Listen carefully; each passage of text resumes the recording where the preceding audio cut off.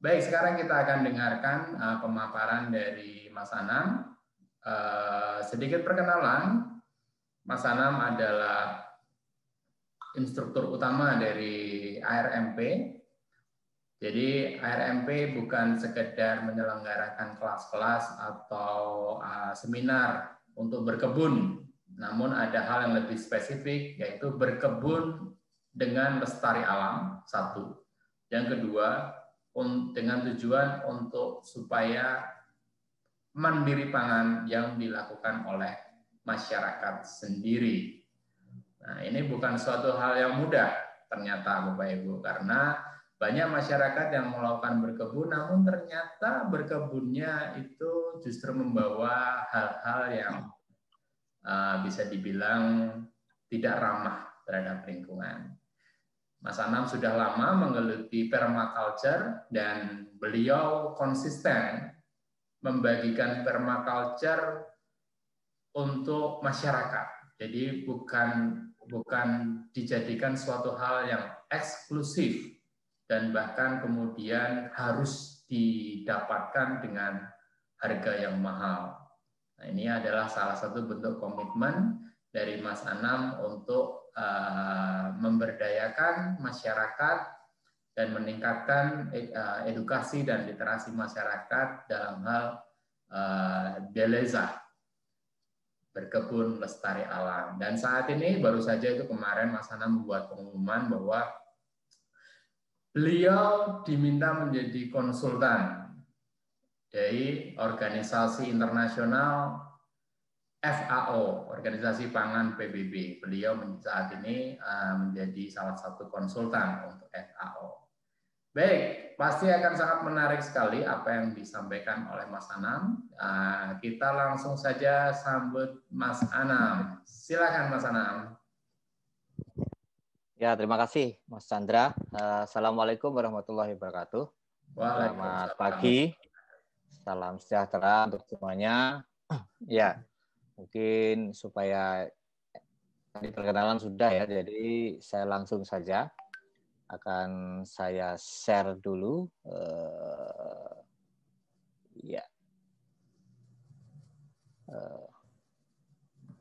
Ini saya kasih judul berkebun dengan sampah, memanfaatkan limbah rumah tangga untuk pangan yang sehat.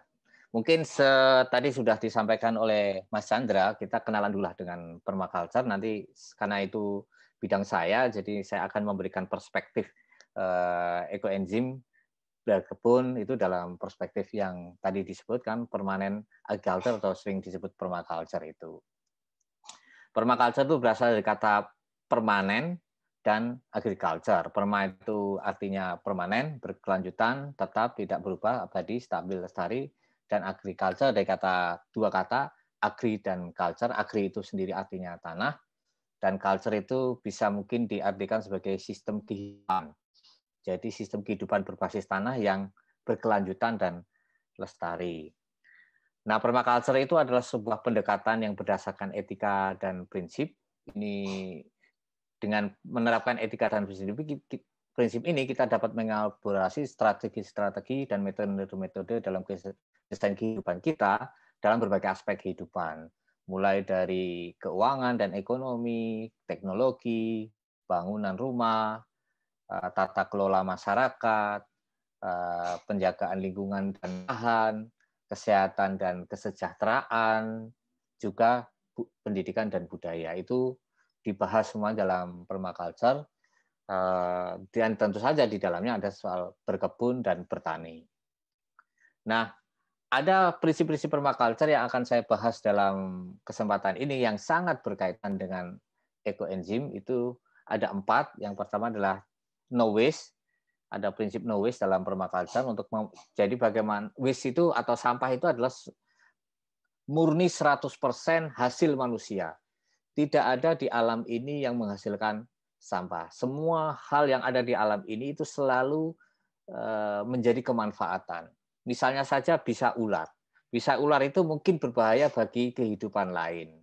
Kalau itu digunakan oleh si ular, membuat kematian dan sebagainya. Tapi ketika ular itu mati, bisanya tadi itu akan terurai menjadi bahan-bahan organik yang mungkin malah menyuburkan tanah, mungkin membuat kehidupan lain dan sebagainya. Jadi tidak ada sisa dari makhluk hidup di seluruh bumi ini yang menjadi sampah. Semuanya menjadi manfaat. Hanya manusialah yang membuat sampah.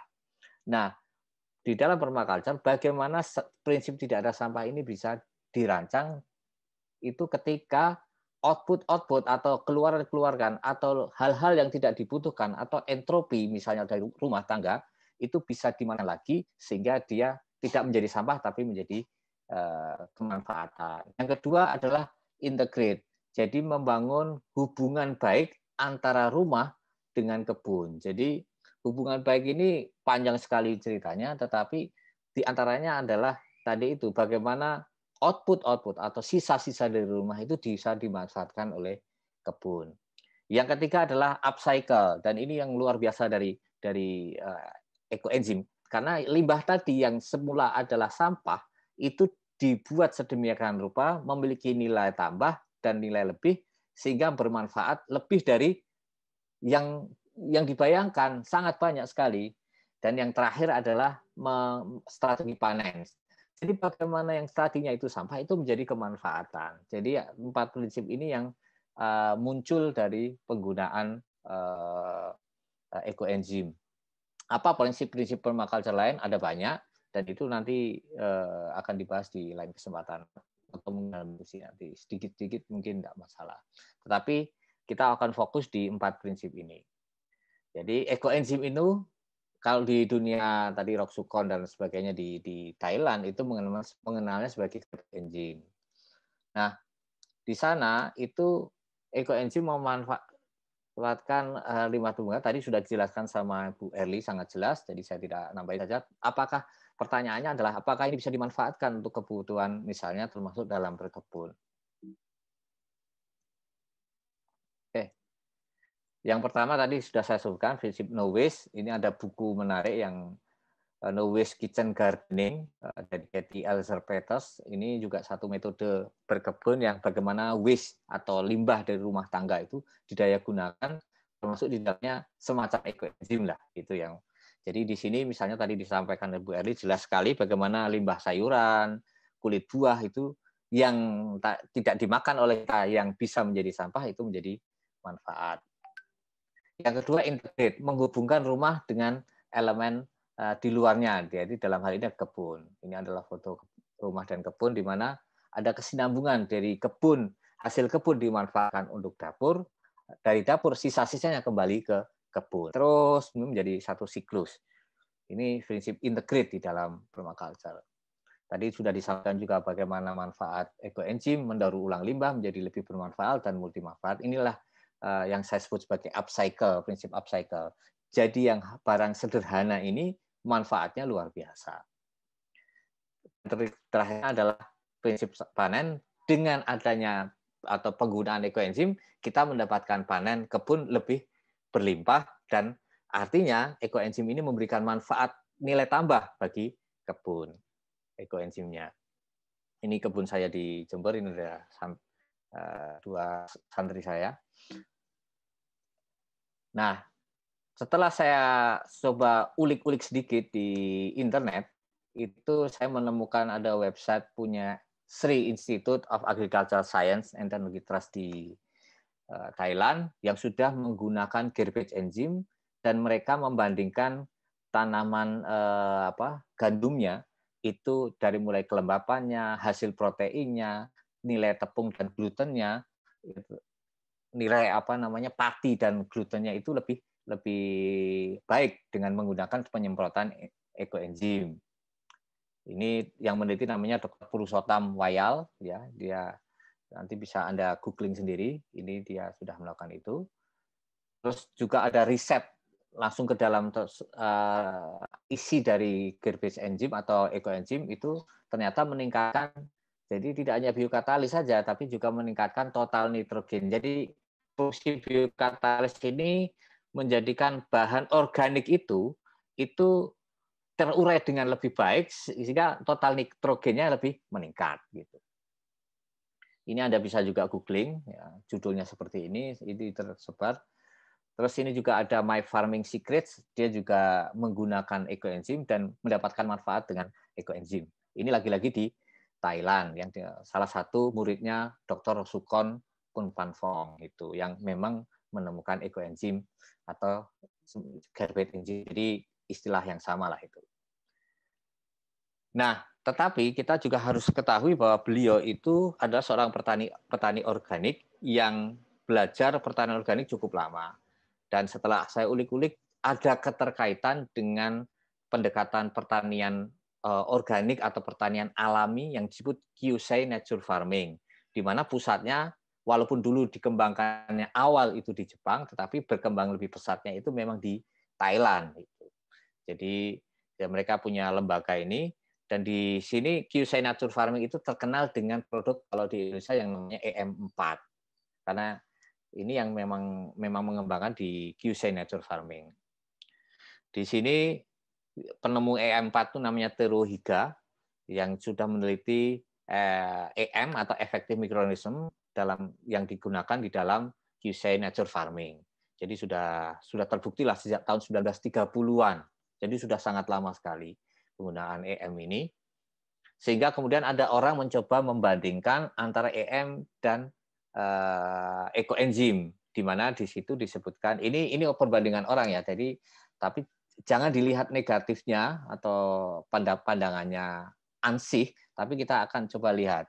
Yang pertama, EM itu adalah hasil penelitian ilmiah yang dilakukan oleh profesor dan diakreditasi oleh lebih dari 120 universitas di seluruh dunia.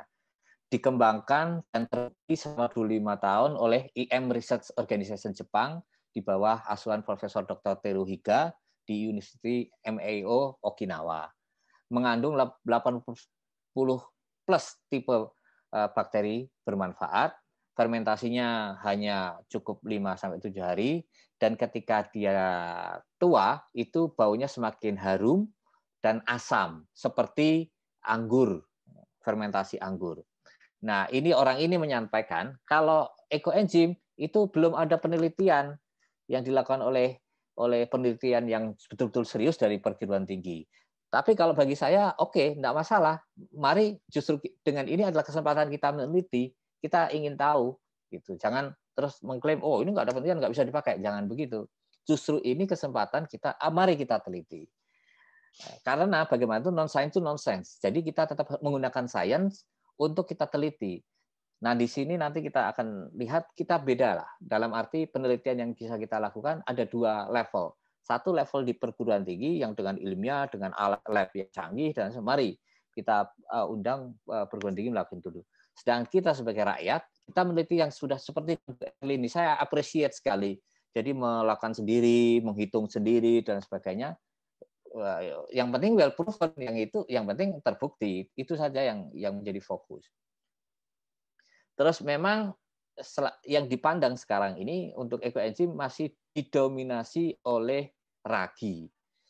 Ragi ini adalah kultur bakteria antara jamur fungi dengan bakteria gitu ya. Jadi itu yang dominan.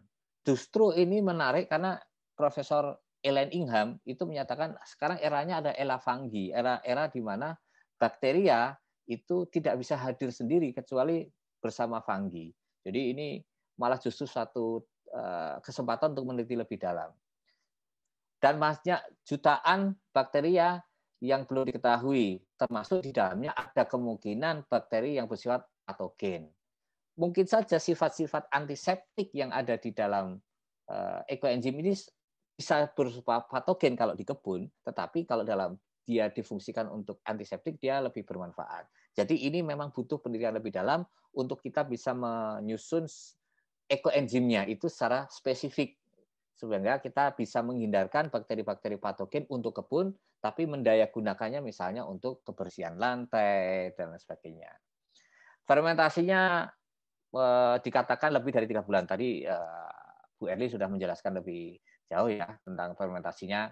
Saya kira itu non-isu lah, tidak usah dibahas. Dan ketika lebih matang akan muncul cacing dan maggot. Kalau dalam pandangan permaculture itu malah tidak masalah, itu berarti hadirnya kehidupan gitu. Jadi Walaupun EM tidak seperti itu, ya tidak saja EM tidak seperti itu. Tapi ekoenzim justru itu hadirnya kehidupan yang memberikan nilai lain dari ekoenzim yang berbeda dengan EM. Tadi ada yang tanya nih, apa bedanya EM dengan ekoenzim?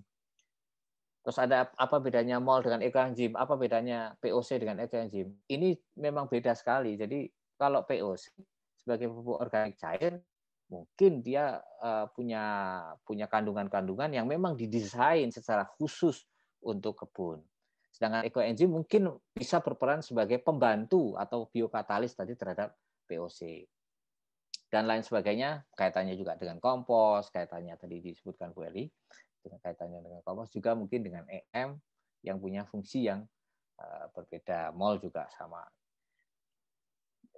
Nah, catatan saya adalah yang perlu kita lakukan adalah terus-menerus untuk mengkaji, meriset ingredient dan efektivitas manfaat ekoenzim ini secara jangka panjang. Kita terus harus meneliti dan terus menguji coba.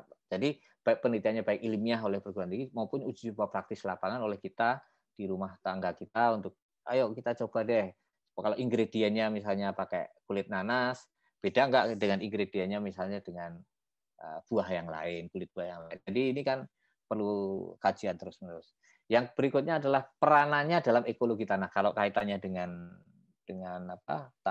kebun, itu kita meneliti sebetulnya mikrobiota tadi itu walaupun katakannya ada patogen, bagaimana dia berinteraksi dan membangun simbiotika yang lebih diverse lebih beraneka ragam di tanah. Terus juga melihat ekoenzim ini sebagai bagian dari pendekatan kebun holistik gitu. Jadi karena pendekatannya lain, tetap kita masih membutuhkan POC, MOL, EM, kompos, tapi ekoenzim ini menjadi elemen yang mungkin bisa memberikan nilai tambah dan mungkin sangat menarik sekali kalau kita bisa teliti lebih dalam. Saya kira itu presentasi saya, nanti kita bisa lanjut dengan diskusi. Terima kasih. Assalamualaikum warahmatullahi wabarakatuh. Waalaikumsalam warahmatullahi wabarakatuh. Baik, terima kasih pemaparan yang sangat jelas dan lugas. Dan ini sudah menjawab banyak pertanyaan yang sudah disampaikan oleh penanya yang sebelumnya. Sekali lagi saya umumkan bahwa materi dari pembicara akan dibagikan, termasuk juga cara berkomunikasi lebih lanjut dengan ARMP. Nanti akan ada daftar hadir yang akan saya cantumkan di dalam chat box. Silakan mengisinya dan nanti akan langsung mendapatkan link untuk bisa mengunduh materi presentasi tersebut. Baik, kita memasuki sesi tanya jawab. Sebelum masuk ke sesi tanya jawab, yang saya yakin ini tadi Mbak Erli sudah menyiapkan jawaban-jawaban atas pertanyaan yang bertubi-tubi seperti tadi. Silakan nanti disimak dengan sebaik-baiknya ya Bapak Ibu ya, supaya kalau misalnya Mbak Erli atau Mas Anam nanti menyebut pertanyaan yang terkait dengan yang Bapak Ibu maksud tidak tertinggal. Dan ada hadiah bagi peserta yang aktif dalam diskusi hari ini, yaitu berupa voucher untuk mengikuti kelas yang akan diselenggarakan oleh RMP di Februari mendatang. Jadi ada dua kelas sebenarnya, yaitu PDC atau Permaculture Design Course, namun itu sudah kami tutup pendaftarannya. Nah, untuk yang lain itu ada kelas kebun rumah mandiri. Kita akan mulai di 19 Februari dengan investasi 250.000. Dapatnya apa saja? Banyak. Nah, nanti poster ini akan saya bagikan juga dan ada diskon 50.000 bagi 20 peserta yang akan kami umumkan nanti. Jadi silakan simak dan terus aktif ya Bapak Ibu ya.